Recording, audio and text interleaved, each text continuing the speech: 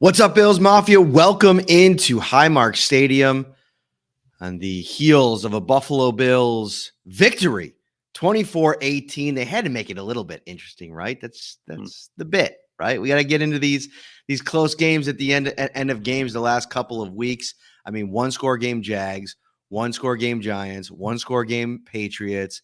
They had to make it a one-score game here, and it was really interesting at the end on the Hail Mary. We're going to get into all of the performances on both sides of the ball. This is the Shout Buffalo Bills football podcast, late night edition, brought to you by Tops Friendly Markets.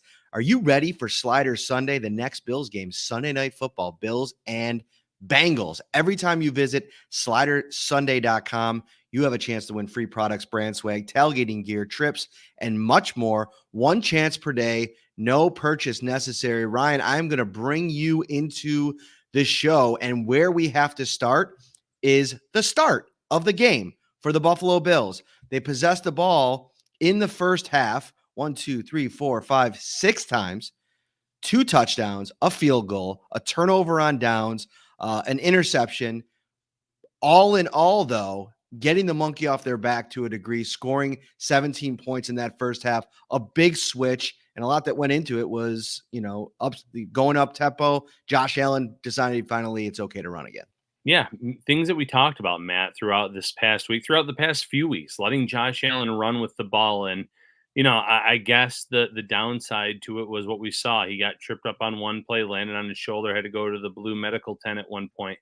But for the most part, he was in control when he ran the ball. He was able to slide. He was able to avoid contact.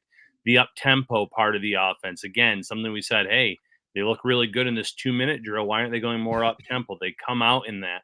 And it allows Allen to get up to the line early, get the ball off early. But before he even snaps the ball, he can kind of read the defense, see, kind of scan the field. And it really allowed him to have, more than just an efficient game, but completing 31 of 40 passes in this win. I want to get into some of the performances on the offensive side. They're important. And I think each individual performance we have to get into and what it means moving forward with the trade deadline looming. But for Josh Allen as a whole in this game, first and foremost, it felt like he was actively trying to get the ball out of his hands quicker. I think there was a stat that NFL Next Gen Stats put out. They put out 2 really good, interesting stats. One was that he was getting the ball out super quick. I think it's the lowest of the season, 2.17 seconds. And I think when he's operating in that space and looking like he said post-game, getting the ball in the hands of his receivers, the offense looks more efficient. It's moving. It doesn't look as hard. I mean, even Sean McDermott said after the game, like it didn't in this game, it didn't like every play was an adventure. And I think that's a pretty big indictment of what it's been like, how hard of a slog it's been for this Bills offense. Mixing in the run early, having the design run for Josh Allen. Again, you don't have to lean into it at a heavy clip. He finished this game with 7 carries for 41 yards. I thought you probably could have got away with even 4, but they were a meaningful 4, Ryan. And they came not only in the design run, they had one of those, but the decisions that he made as a runner when, there was good coverage on the second end. There were holes in the offensive line that he can run through. His touchdown run, 13-yarder, where he was basically untouched. Those kinds of decisions, being smart with when you run and how you run, I think that paid huge dividends tonight, because through these first 7 weeks, teams have been planning to play Josh Allen for the fact that he hasn't been running. This kind of flipped the script. Yeah, 100%. I mean, you look at the Dalton Kincaid touchdown reception. It was a play where he rolled out of the pocket. It looked like he might consider running at one point. And at that point, Tampa Bay had to kind of consider him as a potential runner. And I think that helped in terms of the play design, getting it to Kincaid, letting him kind of run it in for the easy score based on the separation that he created. So it goes back to what we said. If he can use his legs, become a weapon, running the ball, defenses have to account for that. And that changes the way that they play him. It changes the way that they might have to come up on the ball when he's rolling out, rather than just kind of sitting back saying, okay, he's going to roll out, but he's not really running this year. We're going to sit in our spots. We're going to wait for the ball to come out and make a play on the ball. They had to play him differently tonight based on the success that he had, and that paid off big time for the Bills. The number, thank you to Scott Moranto watching live, 2.27 seconds. The quickest time to throw in a game in Josh Allen's career. And as a result, Next Gen Stats said that Allen faced a career low 13% pressure rate, which is huge. I mean, coming off of what happened last week. Now, part of that was Vita Vea didn't play in this game. And you could tell with the way that the Bills held up on their offensive line, that force was missing what Vea has been for them on the interior of their defense. Because of the way Josh played tonight, this is an additional piece of this. He recorded the fourth highest success rate at 57.8% on quick passes in a game this season by a quarterback in the NFL. So across the board with the profile of Josh Allen's game, I thought was a huge hit with the way Ken Dorsey kind of dialed this thing up to get him into good spots, letting him run a little bit more, mixing in some up tempo. And I feel like the big thing that stood out for me early in the game, Ryan, was the lean into 11 personnel, but then letting that grouping try to develop some momentum. And it was only a field goal on the first drive, but they moved the ball down the field. You got a couple big plays from Khalil Shakir, from Gabe Davis, and I felt like not turning over the personnel so much allowed that group in that moment to get some sustained success, scored on the first drive, and they were fine. They found a way to kind of keep that going throughout most of the first half.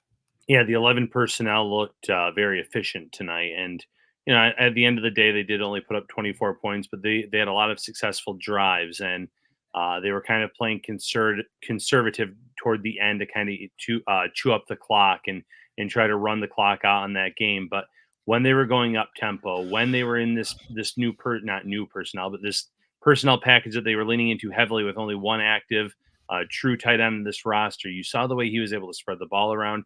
You saw the way they were able to pick up chunk plays, continue drives. It's a very encouraging performance by this Bills offense. Now getting this is what everyone's calling a mini bye, getting ready for the Cincinnati Bengals next week on Sunday Night Football. Ryan, so we have these three performances tonight. Dalton Kincaid, who in his first, big time solo performance at tight end, and it really was solo. He was basically the only active full-time tight end on the roster. Reggie Gilliam could play a little tight end as well. And I actually asked Sean McDermott why Andy Isabella was elevated. And he said, because of the fact that they only had one tight end, it was an option to, okay, depending on how things went in the game, having a diversity of personnel, even if it was another receiver, gives them a bunch of different ways to attack the defense. They didn't end up needing Andy Isabella, but I think my friend from ESPN, Elena Getzenberg, said 83% of the snaps for Dalton Kincaid today, which I think is a season high, or it's around his season high. But I thought that he flourished in it. The Khalil Shakir part, though, let's get into that a little bit, because I guess my big overarching question is, what does this do for you, this game, and Davis putting up a big game, Shakir and his potential role now for the trade deadline next week? And does this maybe take wide receiver out of the mix for you? It doesn't take it out of the mix for me. I think the Bills should be looking to upgrade at any position that there's players available. I think it just kind of goes down the list a little bit in terms of biggest priority. I still think that linebacker is a huge issue for this team. I think that despite Christian Benford having an outstanding game, that cornerback is right up there, and whether it's a starter or additional depth for this roster. But I think wide receiver, you still look to see who's out there, what the price tag is. Can they help this team short term? But, based on the performances tonight, and it's a one game sample size, you have to feel really encouraged about that. Those three receivers, obviously Stephon Diggs being the true number one, that he's always performing well for this team, ended up with 70 yards, I believe. Yes. Receiving in this win. But then the way they utilized Gabe Davis was so much different, Matt. Getting it to him quickly underneath, letting him follow his blockers. He's been that receiver it's been that downfield target, and I think that's hurt him at times. So getting him the ball in his hands and letting him go get the yards after the catch was great for him. And then Khalil Shakir, this is now 10 targets between the last 2 weeks, and he's hauled in all 10 of them, made really big plays for this offense, looks comfortable. Looks like the player that we were expecting maybe to take these big strides, training with Eric Molds this summer, putting in that extra work, not just as a receiver, but also as a blocker. He's been their best blocking wide receiver. Now you're seeing that all around game come out, and it's certainly encouraging. So I would say it knocks wide receiver down the list, but it doesn't take it off the list for me. Yeah, it doesn't take it off the list for me either, but I think that there's options in the wide receiver room where you look at, like, to your point, the linebacker room, and I still have a pretty big concern at defensive tackle. I think defensive tackle for me, there he is. Bernardo Dietze is in the house. I got to have breakfast with my Brazilian brothers. Bills Mafia Brazil was they took in the game last week against the Patriots, and then Bernardo and the boys. I took them out to we were trying to go to Campfire Grill out on Walden. We ended up going over to Alton's because it was too busy. Still a great breakfast. He's just on the Fire McDermott trade. He's just not a fan of it. He, of course, had to put that in the chat. I love Bernardo, man. It was great to see all you guys. I'm going to put a picture out on my Twitter account. It's really cool. They gave me a flag, a Brazilian flag with a Bills logo in the middle. We took a picture with it together after breakfast. It's always great to see those guys. But Shakir, to me, it's interesting because, like, he's dwarfing Deontay Hardy, which is hard to do, by the way. Well, I guess it's not hard to do, but considering Khalil Shakir's size, I think it is kind of hard to do. They're about the same size. Shakir a little bit bigger. But in terms of snap count, like, Deontay Hardy's an afterthought in this offense right now, based on the last couple of weeks. He's had a couple plays here and there, but given a larger opportunity tonight, I feel like Khalil Shakir really took full advantage of it. And now moving forward, it almost feels like he's got the inside track to that number 3 wide receiver role. He's got a year extra in this offense compared to Sherfield and Hardy. And what does this mean for this offense moving forward? Is this the kind of performance that makes you confident enough that, let's be honest, if you go out and get a wide receiver at the deadline, you're probably going to want to shoot for a big game fish, right? Like a DeAndre Hopkins, a Mike Evans, somewhere in that kind of thing. I don't even know if that money is possible. Not so much for Hopkins, but more so for Evans or somebody in that category. But they just have so many guys, and I wonder if, because they have so many guys, that limits their urge to want to go out and trade for a big target to opposite Stephon Diggs. Yeah, and I could see that completely. And real quick on Deontay Hardy, he was outstanding in terms of the kick return, punt return tonight. Sure. I think 60 yards lost though on penalties. The Bills have to clean that up. They seemed like they were away from the play too, in terms of Hardy was already by those guys and making the plays. So he was contributing in that regard. He has made plays when put on the field. But yeah, Shakir, in terms of the blocking ability, in terms of the knowledge of this offense, he is starting to gain significant separation from Deontay Hardy. He's already kind of created that separation from Trent Sherfield, and it's paying off through 2 weeks. Again, it's a small-ish sample size, but it's encouraging. So if the right deal comes along at the deadline, I think the Bills are still listening and possibly going for it. But like you said as well, I think there's 3 spots on this defense, at least 3 spots, that might be bigger priority for them because of injuries, players they've lost, and just simply a need to kind of fill those gaps. Because if the defense it plays at the level that it did early on this year, that equals more possessions for this offense, and the way that they're starting to kind of move this ball and utilize the players that they have, kind of uncracking Kincaid in terms of his skill set the past 2 weeks. I think that they can win a lot of games if they can shore up that defense.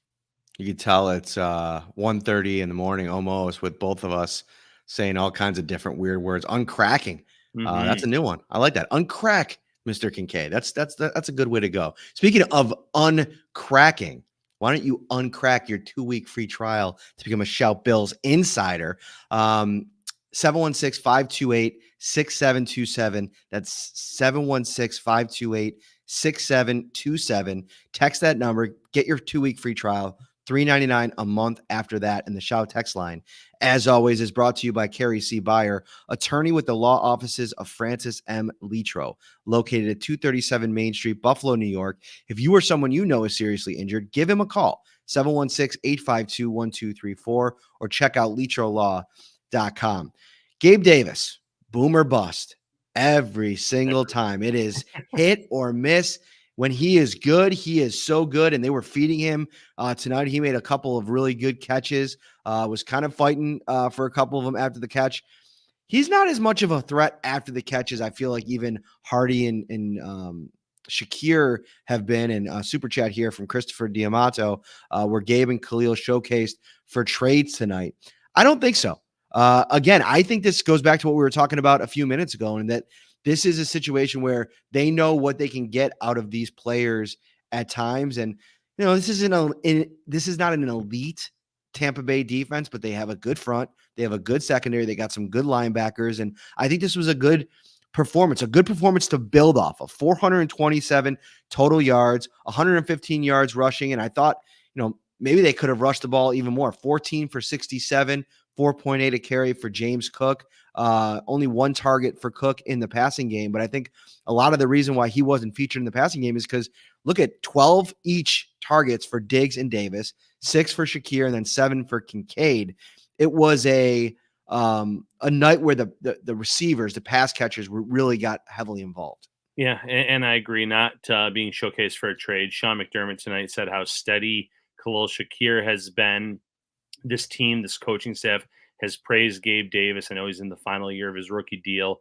I just think it was finding new ways to get them involved and get the ball in their hands. And Matt, I think you'll enjoy this. Our friend Mark from Wingnuts that we talked to before the season that said he predicted Khalil Shakir would not make the roster. He's been sending me DMs every week after games, and after last week, still not believing in Shakir. After tonight's game, he said, I'm putting the Shakir stuff to rest for the foreseeable future. So I think Khalil Shakir even made a believer out of Mark tonight. It's so funny because in the game, he's been so aggressive with it that he texted me this morning and said, Isabella's activated. Hopefully the Shakir nonsense is almost over. And so after the first quarter, I just took a screenshot of the receiver stats. Shakir's line was 4 targets, 4 receptions, 69 yards. And I said, that's just the first quarter. And he said, I'm putting it to rest. So he sent that to both of us. And I love it. No, it's just a take that he's had. And listen, I think that there's a reason they believed in Shakir all this time. There's a reason why he's getting snaps over the guys that they went out and signed this offseason. He just seems to be a guy that he has a similar ability to Kincaid in that he has this where he catches the ball and doesn't need to take any time to shift his body around. I almost feel like it's boom, catch the ball, he's upfield. And that's really helpful when you can add 3 or 4 extra yards to a lot of these receptions. I think Kincaid does it 8 yards down the field a lot of times. That's really valuable to what they're trying to do.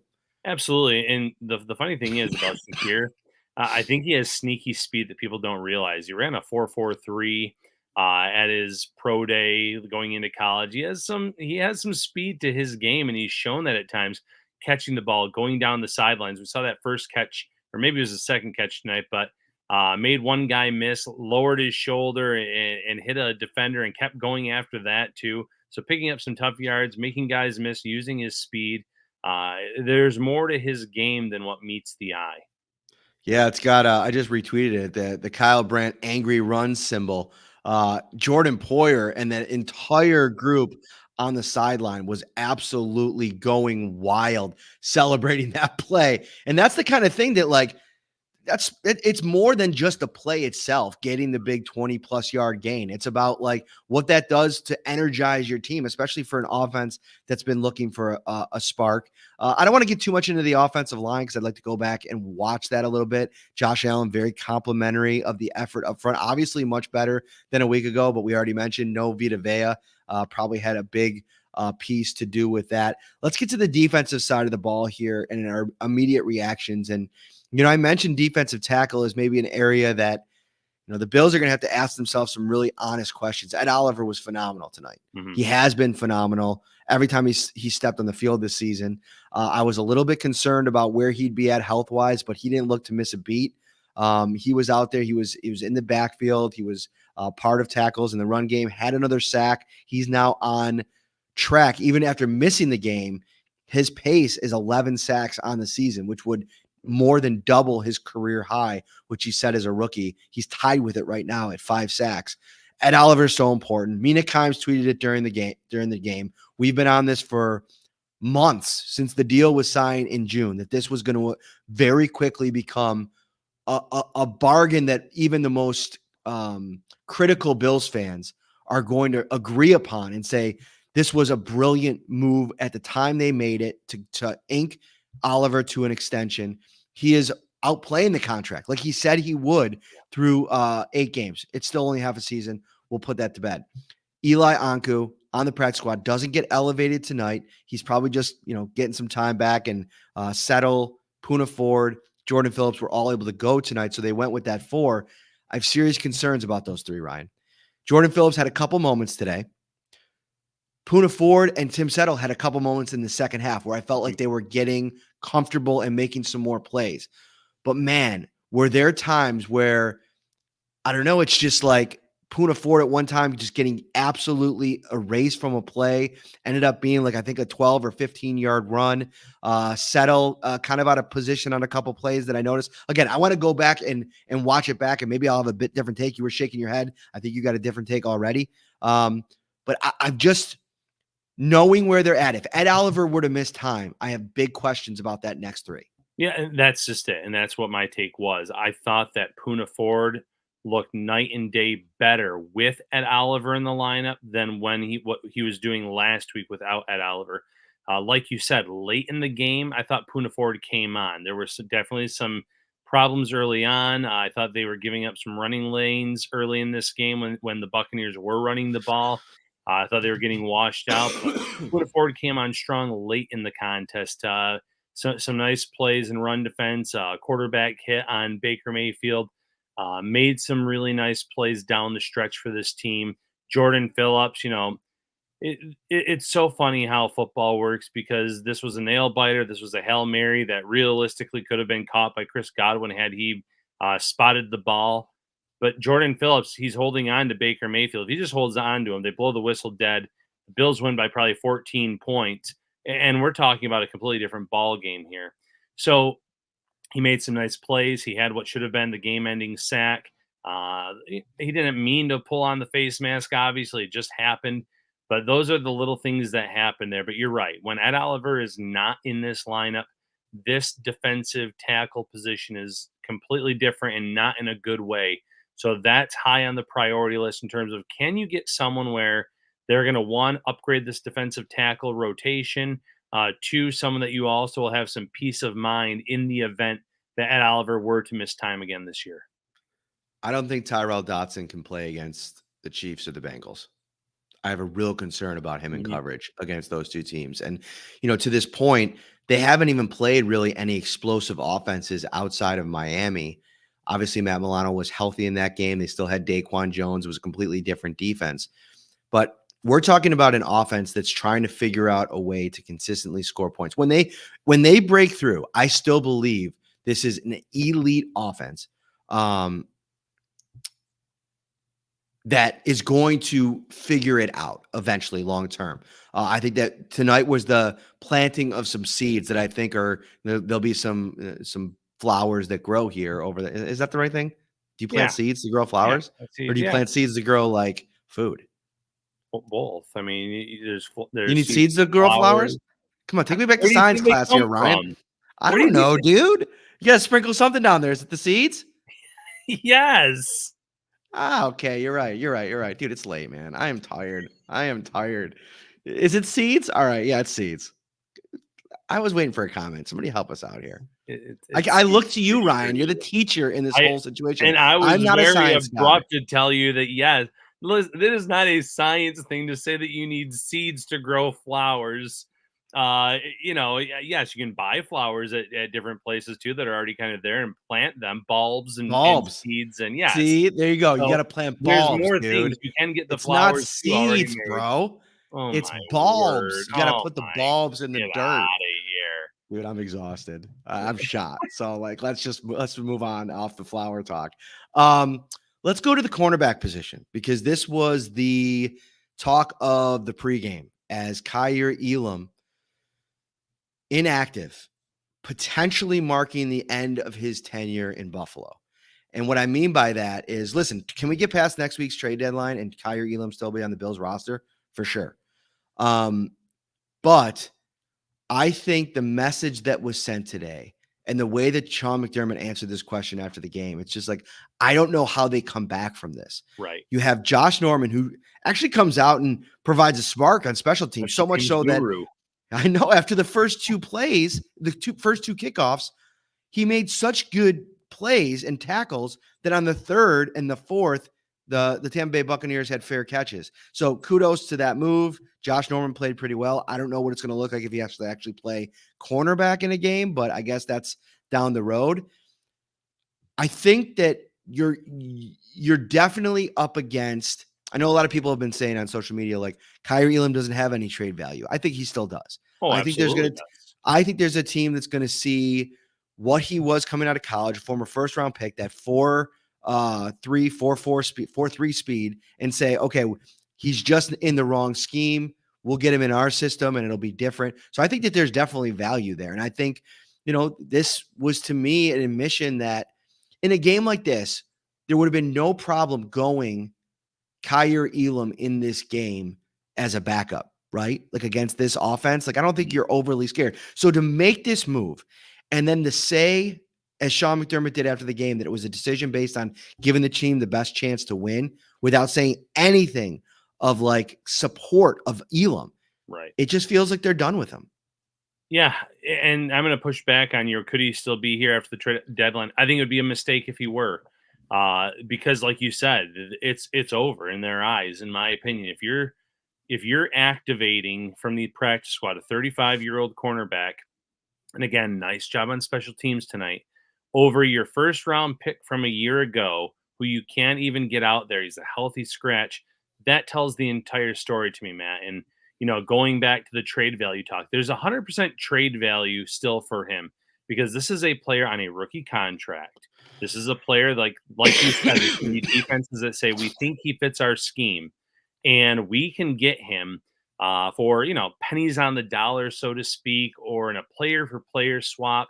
I look at teams like the Denver Broncos, and I'm just throwing some teams out there. I am not sitting here knowing exactly what type of defenses these teams run, but okay, well, Josie Jewell's available. Do you want to swap Josie Jewell for Kyer Elam, and maybe there's some pick on each side involved too? I don't know, but then that helps the Bills at linebacker. That might help Denver in their defense. Then you have two really young cornerbacks in Surtain and Elam, or maybe it's the Raiders and Spillane, and you're just there's going to be a team out there that said this is a guy on a rookie deal for a few more years, and if we can unlock what a lot of people saw in him pre-draft, this is going to be a great trade for us. And we're giving up a guy with an expiring contract at position X, Y, or Z. So 100% still trade value there, whether or not Bills fans want to believe it, because there are draft evaluators, talent evaluators out there that had high grades on Kyer Elam, and they sit there and say, we can trade this player that's on expiring deal that wasn't going to be part of our long-term plans, and we can get this guy get him into our system for a few years and see if we can get him to where we thought he would be coming into this league. Mike in the YouTube comments is staunch Elam supporter. And listen, like, I do think there's a level of culpability here on the Bills' end in how they've handled this player going back to his rookie. In this league, what it does to a first-round draft pick to bench them coming out for a 6th-round draft pick. I mean, with a guy in Trey White that was out of the mix, working his way back, not going to be back for a while, to not give Elam a chance to, and like, that's another thing. Brandon Beane has said so many times that like guys in the locker room, they know how you treat certain players, how you give certain players different treatment, who you decide to pay, all these things. Players are smart. They know how the game works. if you're in the locker room and if you're at Kyer Elam and you look over and you watch tape and you watch offensive tape and you're seeing Spencer Brown getting absolutely destroyed last year and wondering to yourself, like, what's the deal here? This dude has no competition. He is given this endless amount of rope to go out there and make mistakes and learn and develop as he learns while he plays. And I'm stuck in this, like, man, I'm damned if I do, damned if I don't kind of situation where I wonder if Kyer Elam ever felt like he had support. And who knows what's happened behind closed doors. I can't speak to that. I don't know. Nobody in the Bills organization talks that way to kind of give you that kind of insight into the personal side of it. Like, was it a cultural, not a cultural fit? That might be a piece to it too. But to Mike's point, and this, I do agree with him, although he's being very direct and confrontational in the comments with some of his language. I don't think Dane Jackson and Christian Benford look the same in a game against the Tampa Bay Buccaneers that they will look in a game against the Kansas City Chiefs and the Cincinnati Bengals. And that is the concern. The drop, and I'm not saying that Elam somehow is this magic pill. I'm saying that it is a problem that the Bills haven't given themselves more options at that position. Like, you look at how they've attacked DT over, or defensive line, over the years, especially on the edge. They've drafted guy after guy after guy, and it's like high draft picks. And Right. it almost just feels like cornerback's always been one where they waited and waited and they waited and they took one dart and they were aiming for the middle of the board, and it missed badly. And now they're left with nothing else.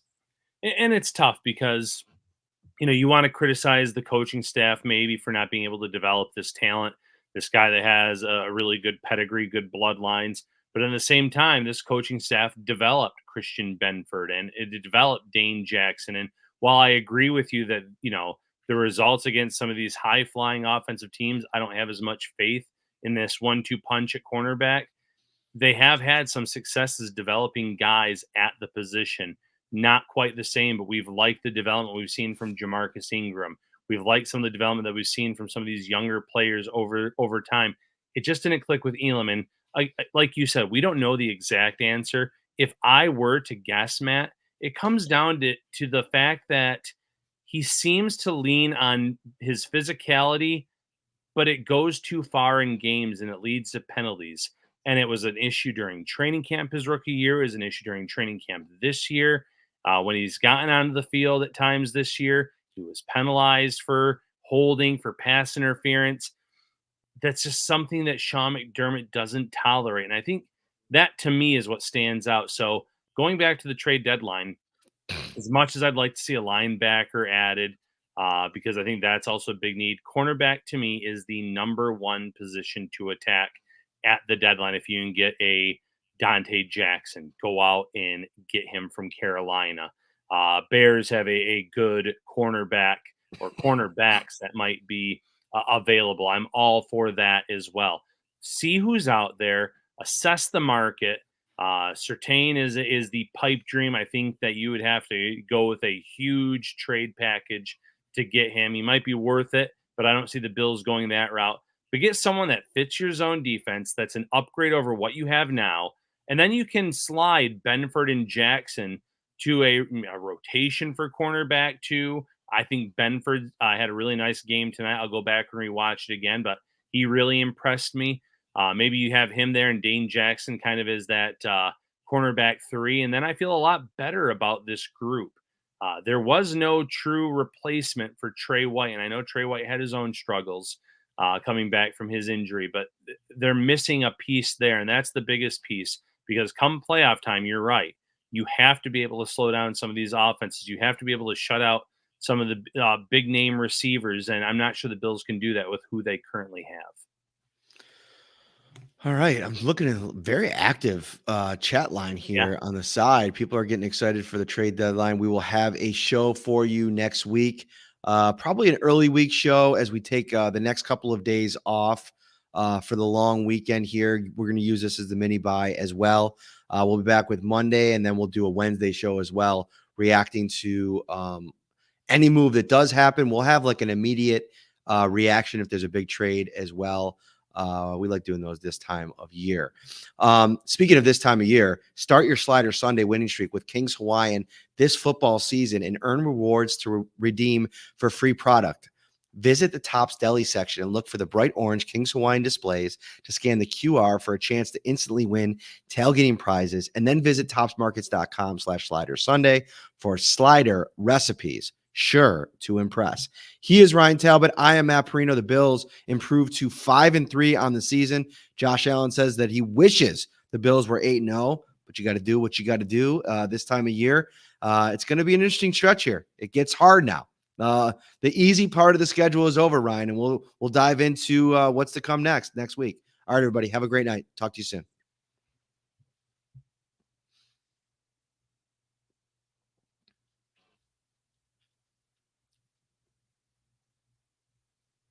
Did I end it? We're still going.